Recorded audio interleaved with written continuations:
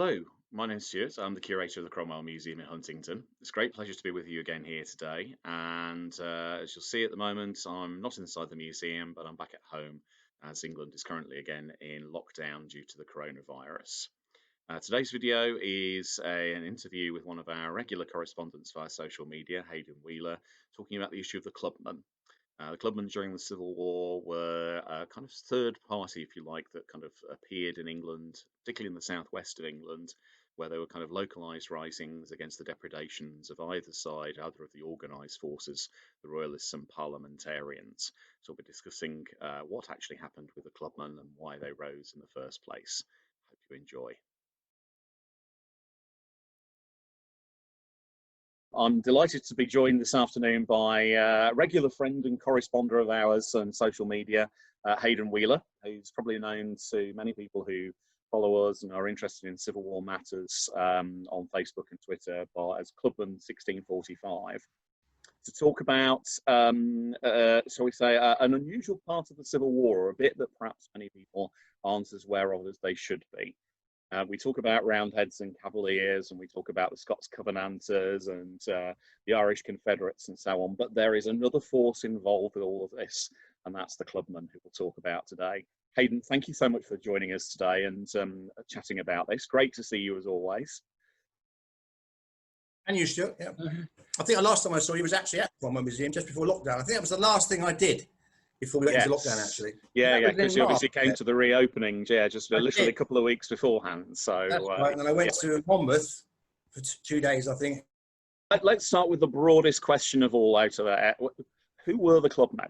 We talk about this sort of title. Let's start from the basics out of this. So tell us a little bit about who were the Clubmen. The sort of other force that are around in the Civil War period. Force, greater in number and greater in fortune, as they were described. Well, were they a necessary force in the Civil War? You know, were they brought about because of the Civil War? Were they just necessary? They needed to happen.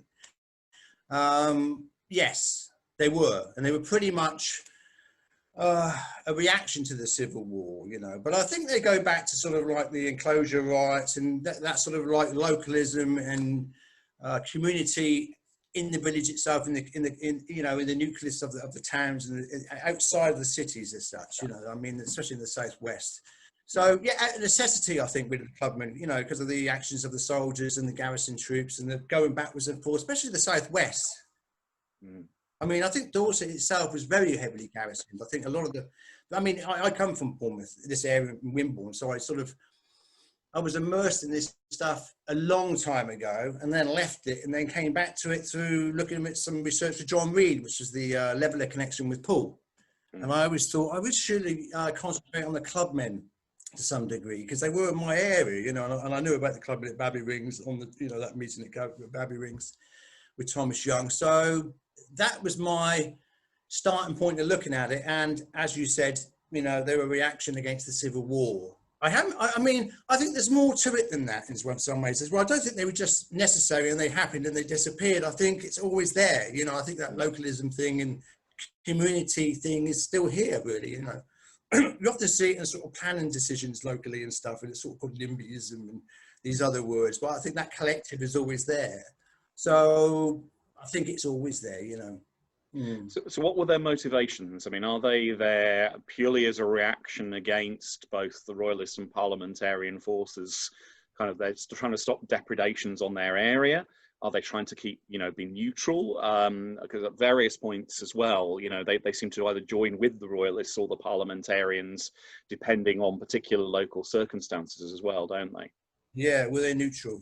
Well, they say they're neutral. They always said they were neutral, but they weren't kind of neutral. And it's sort of like, you know, push come to shove. You know, I think it was pretty much who was hammering the most, or really, who was in there, who was garrisoned in their town, and what their experiences with local commanders were. I think a lot of it's about local commanders. Actually, I look at Somerset and I sort of look at Humphrey Willis there, and I sort of think, no, Gore and, you know, it was notorious sort of like plunder or such. And so was Massey. You know, Massey was pretty bad, and so I think a lot of it depended on local commanders and who was garrisoned in the cities, in the villages and towns. And I think they tried to stay neutral, but you get dragged into things momentum wise, and it's this whole thing in 1645. Could they see where the war was going and who was, so did they just side with the quickest output going? I mean, it's quite interesting in Shaftesbury, because I remember reading that letter about Waller was in Shaftesbury, and he was sort of like completely weary of the war, and he wrote the letter from Shaftesbury, said, as soon as we could cease the war as quickly as possible, he would go that way, and I think it's interesting the Clubmen were later sort of captured in Shaftesbury by Fleetwood, and it's sort of Shaftesbury's a bit of a nucleus there, because Gorman and Waller were in Shaftesbury. Are they very much, do you think, I mean, obviously they're very much localised, so they're interested, as you said, in sort of, what's going on in their areas. They're kind of local militia for local people, if you like, I suppose, really, in a bit League of Gentlemen kind of way. Is it something that's particularly sort of circulated in particular parts of the country? It seems to be very focused on the southwest, bit in Shropshire, Yorkshire, Welsh borders. Yeah, the little bit in Yorkshire as well. It's that whole cloth wool town, that sounded chalk and cheese, that theory, and I think this area was so heavily garrisoned. I think that is the main. I think that's where that comes from. It was, look at Bristol, and I think the troops are going through all the time, and it was a constant. You're either getting sort of like plundered by the royalists or plundered by the parliamentarians. I mean, there's records of like the castle being caught in Dorset and taken to Poole garrison, and so I think the nucleus is in this area, because that's where in Shropshire as well, obviously in Gloucester. But the Yorkshire thing's interesting with Fairfax, Bradford and that area. I think that's totally different. I mean, I think all these things get moved into the Clubmen. They get labelled as Clubmen, and I just sort of think, is the Clubmen just a broad term, Because I mean, I've even read sort of like the Clubmen were going to join the Levellers in Burford, I think they became revolution in their own right in the civil wars that progressed, because obviously they were seen as a threat for both sides. So, and the war ended up in this area. It was the southwest in the end where the main fighting was after Naseby, and that's where the clear up operation was going. So, and I think the royalists sort of side and endorse it, but it's mainly because it's parliamentarian garrisons. I mean, you had Sherborne, and you had like Wareham, which is parliamentarian, and Corfe Castle obviously was like royalist. But I think they had more experience with the parliamentarian garrisons here, and Massey had a bit of a reputation in this area. In fact, I mean, I've looked at the Castle Hill Declaration, the petition, and Massey. Not Massey, Humphrey Willis. It discusses how the Clubmen left that area, and then they went on to Sturmster Newton, and they were infiltrated by the royalists. So he puts it in his letter when he was sort of taken into imprisonment in Weymouth, because I mean, he was pretty badly treated after the 1646 when he sided with the parliamentarians in Somerset, Humphrey Willis. I've really just started reading that letter, actually. I discovered it the other day, because early English books has gone online, hasn't it? And you can read it for nothing now. So I managed to get the letter out and read it. It's quite an interesting essay if you read it all the way through. And they talk about club, and they talk about club business. And I don't think they were called clubmen because they carried clubs. I mean, do you believe that? No, I was going to ask, actually. I mean, we tend to have this image of them as being, I mean, they look a bit, in terms of the popular imagination, as being kind of the renter mob from a Hammer horror film. Yeah, sort of scythes and pitchforks and burning torches. Yeah, are they really like that, or are they much more organised than that? There's parts of that in it, but I mean, I was trying to find the origins of the word club. I mean, it's quite a hard thing to focus down on. I mean, it's either a part of a club, a clump at the top of the club, which means the most mass bit, which means a club is such, or and even Shakespeare used it. And when Humphrey Willis is talking about later on, he doesn't even say clubmen. He just calls it the club, which is, or they're doing the club business, which is another term of it. So I think they just sort of labelled this thing, and that they sort of like wandered around with clubs and lived in the woods and didn't really know what they were about, which I think they knew exactly what they were about, And I think they were seen as a threat by both sides as the war went on. I think they saw the top disintegrating, and they came up from the bottom as such, to find order. And if they find that order, they become a threat to the top. It's interesting how you see those dynamics change, where the top was archaic, it's collapsing as such. And they found stability from the bottom up. And they organised, well organised, Do we know, in terms of their social makeup, what sort of people are joining the Clubmen movement? Is it Is it sort of, you know, the local gentry who are controlling this? Is it sort of, you know, the local middle classes? Is it ordinary people? Is it men and women? You know, do we know very much about the sort of people who were, you know, because they're massing sometimes 2, 3, 4,000 people. Yeah, You know, that's right. they're small armies in their own right. You know, do Yeah. we know what kind of people were joining this movement? Well, the sad thing is, all we ever get is who was arrested, you know, and they all seem to be royalists, you know. I don't think they sort of ever put down any parliamentarian people who sort of arrested. So it always seems to be sort of like a mass body of people that were involved with the royalists at some stage in their life. What for Thomas Trenchard? I mean, Thomas Trenchard was a Dorset man as such, and known Puritan, you know.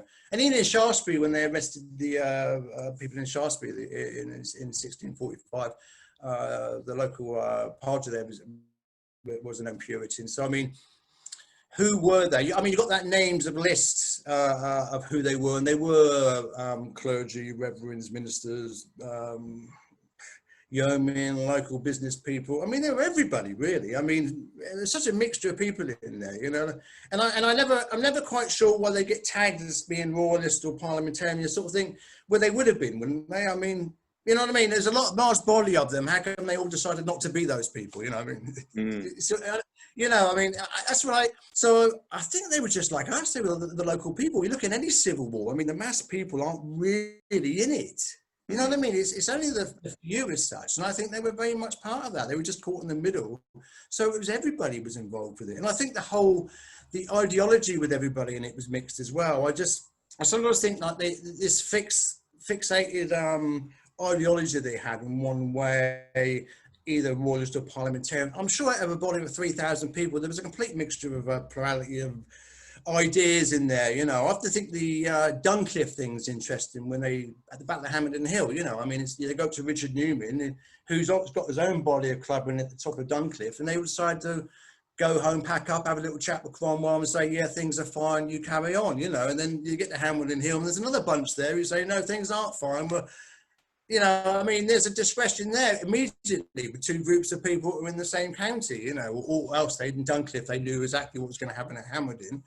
But I think Hampden's interested as well. I don't think there was meant to be a pitched battle there at all. I think they were just caught on the hop. I mean, they were going to Sherborne. I think they heard about Cromwell and they used that area as, they were just stuck there, I think. You know, I think the Wiltshire Clubmen were going to join them as well. It's, I can't prove any of this stuff, but if you go out to these areas and look at the local history of these areas or something, you get a take from local historians what's going on. Back to your first question, I think it was a mixture of everybody, actually. I think, you know, I would have probably been a clubman, you know. To make these various declarations at various points, is there a sort of kind of a kind of manifesto, if you like, for what they're after? I mean, sort of, you know, do they ever kind of really state sort of what sort of their agenda really is? Yeah, I mean, they differ, but I mean, the Somerset one and the Worcester one. I mean, some of it's very anti-Catholic up north. I don't know why that is. It must be something to do with local commanders or something, because it's definitely more anti-Catholic than it is down here.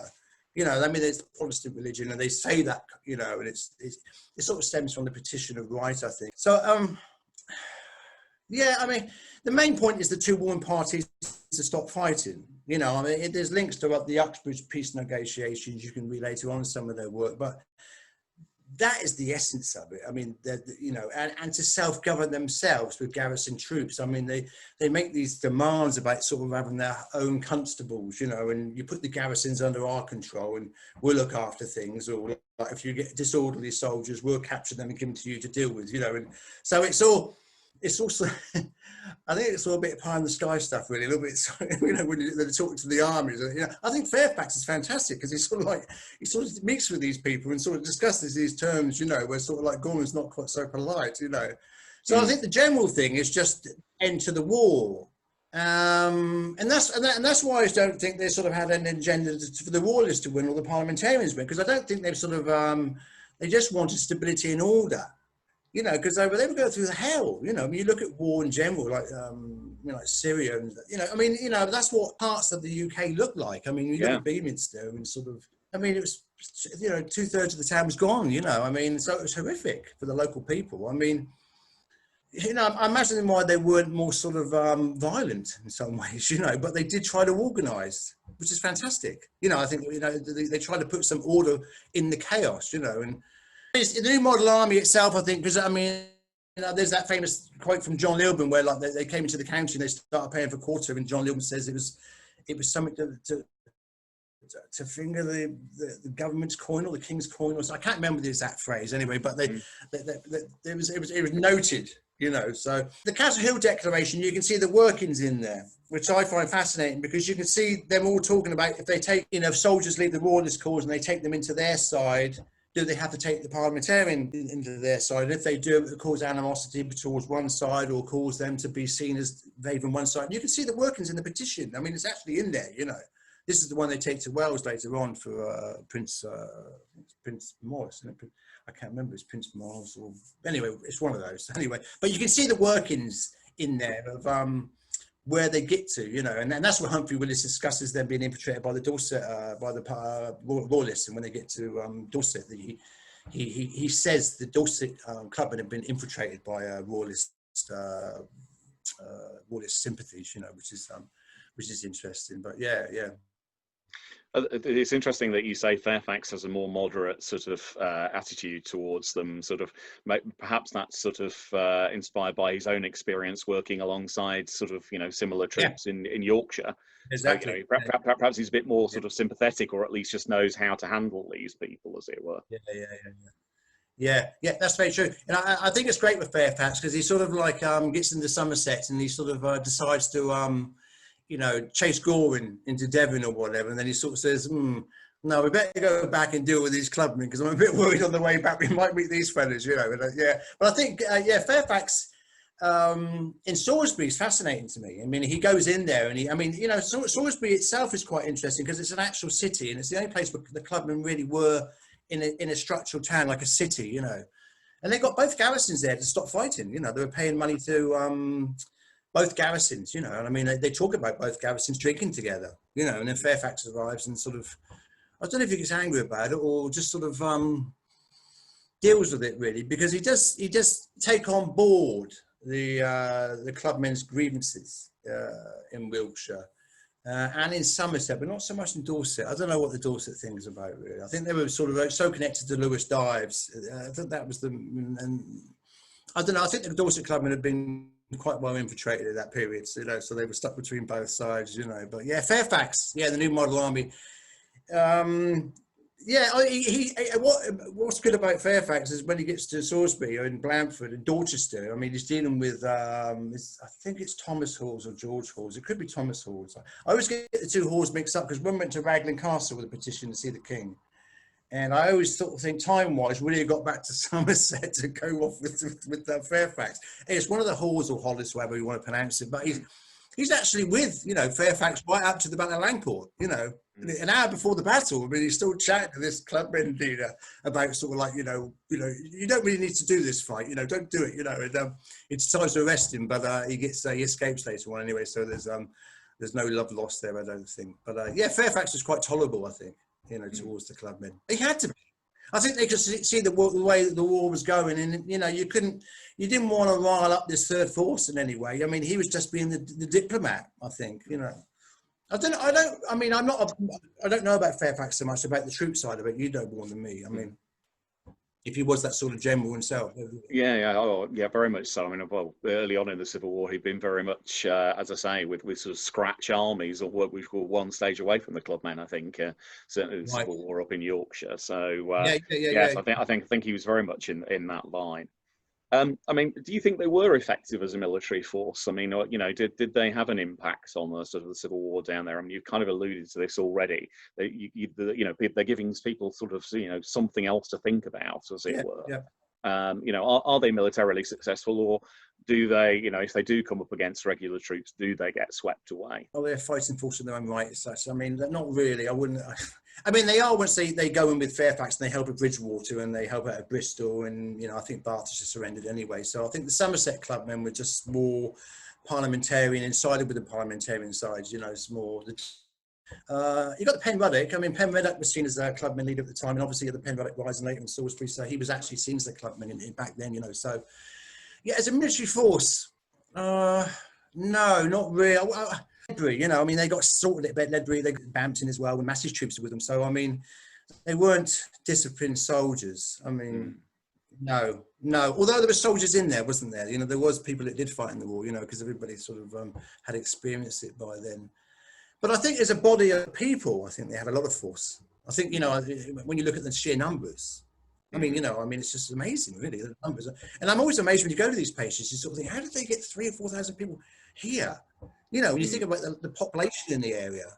Other thing, and how did they get there that quick? At some stage when everything was locked down, so I could hear how far the bells would travel, so they could get people somewhere quick. So I mean, Yeah, yeah, yeah. I mean that's one of the things, isn't it? I mean, you know, at a time when, I mean, we talk about 3 or 4 thousand people doesn't sound very many today, but back in the 17th century, you know, to give it context, Huntingdon was a market town of 1,500 people. So Exactly. 3,000 people is a lot of folks back in those It days. was a lot of So you folks, know, yeah. And it was all local parishes around here. It wasn't sort of like you know, if you look at Shaftesbury, it's pretty much sort of well, Shaftesbury turned hands several times, but Dorchester itself was pretty Puritan and stuff. So I mean, it was the smaller villages, you know, in the areas that were the clubmen as such. It wasn't the main towns apart from Salisbury itself. is there much coordination between the clubmen? I mean, you kind of, again, you've sort of suggested that kind of there's lots of different groups and they don't sometimes necessarily talk to each other, and then other times they do. You know, you've got sort of these sort of regional kind of groups going on. Are they very much concerned with their own local areas, or is there a bit more coordination going on? I always think timing wise is interesting. You get that rise in 1645. It seems to be sort of like a collective in some ways, which is kind of odd. You sort of think they must be talking to one another, or yeah, you know, when you look at the Raglan, when he went up to with the petitions up before went to Parliament, you know, are they talking to people along the way? Is that connection there? You know, I think they would be talking together. I mean, it's definitely the Wiltshire, Somerset, and Dorset block were definitely mixed.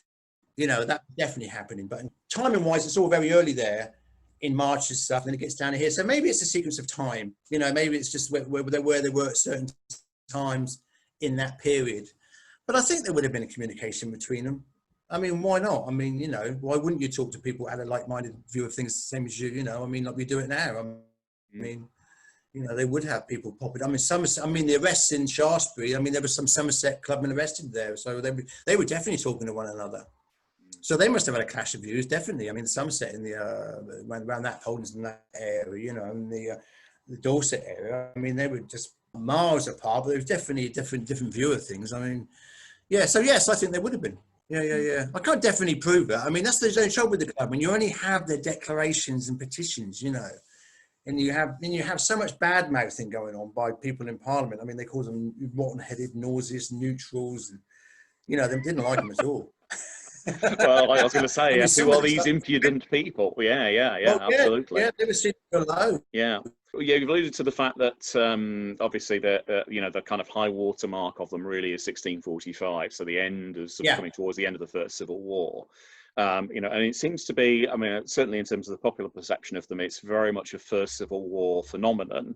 mm. But you know, is there a sort of hangover from Yeah, the clubmen that carries on afterwards? I mean, you've yeah. mentioned Penruddock obviously already, but you know, do they then hang over, given the part of the country they're in?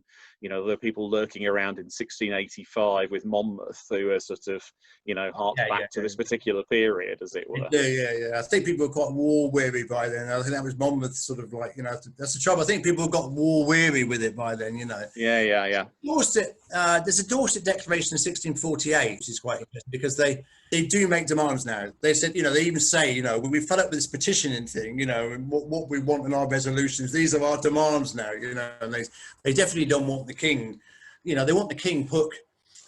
They talk in a way like the king should be at the top of the tree as such, but governance should be there. Petition in 1648 by the Dorset Clubmen. They're still proactive, but I think the government are kind of proactive right at the end. I mean, they're all over the place. Even the other Shaftesbury, you look at the other Shaftesbury, he's often said he was the instigator of the clubmen. There's mythology about it. You know, I looked at the peerages, you know, who has a peerage at certain times, and it says there, you know, Shaftesbury, the creator of it.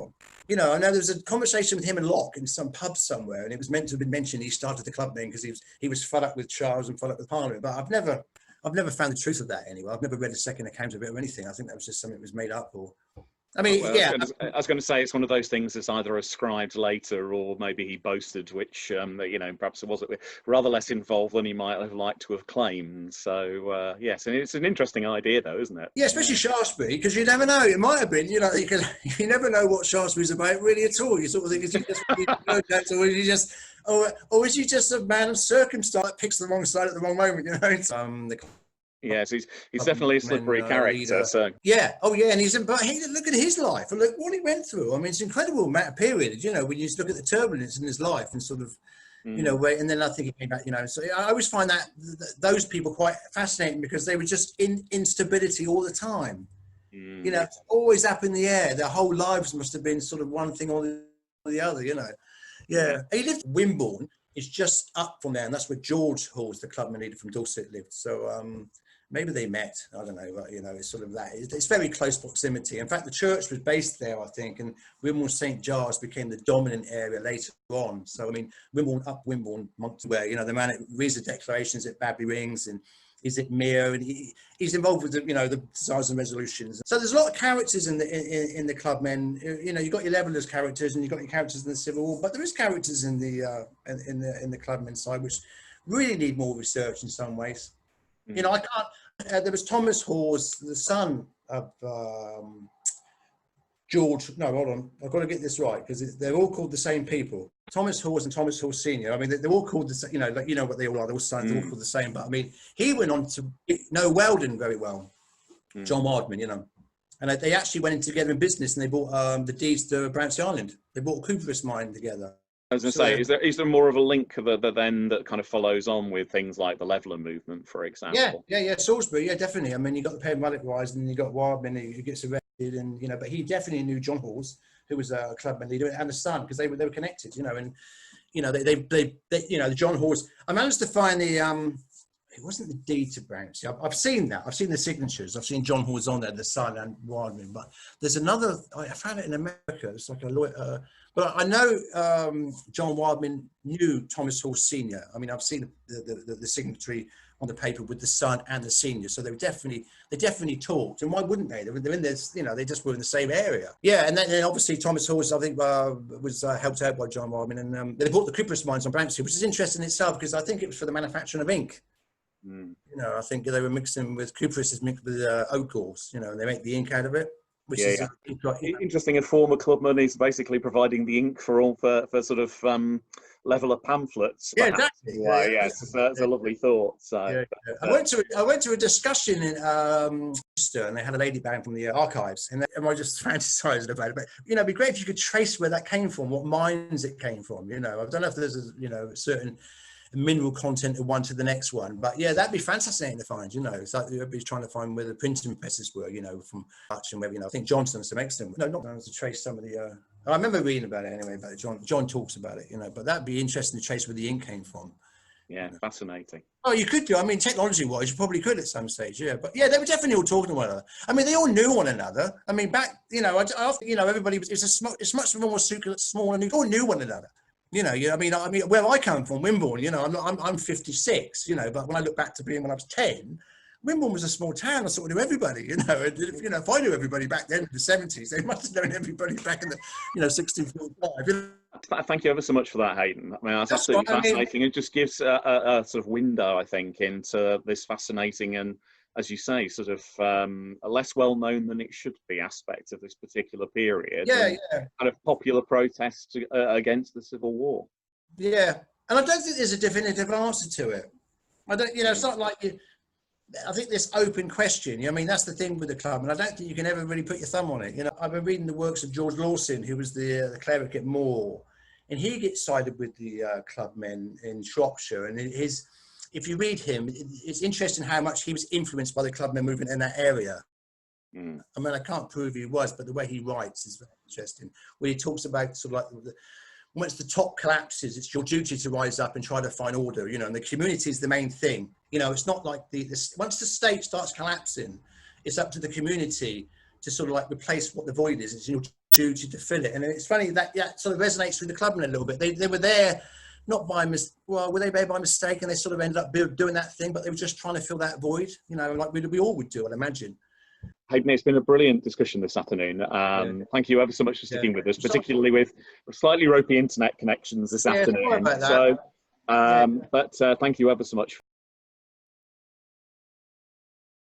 I hope you enjoyed that. I hope you found that interesting. If you did, please remember to like this video and also subscribe to our YouTube channel. You can also follow us on Facebook and Twitter. There's details of our social media channels in the contact card at the end of this video. There's also information there on how to donate to the museum. We are an independent charity and we rely on the generosity of our visitors, particularly during these periods where we're locked down and can't get our normal visitor income. Otherwise, please stay safe during these very strange and distracted times, and we hope forward to see you again soon for another video. Thank you very much.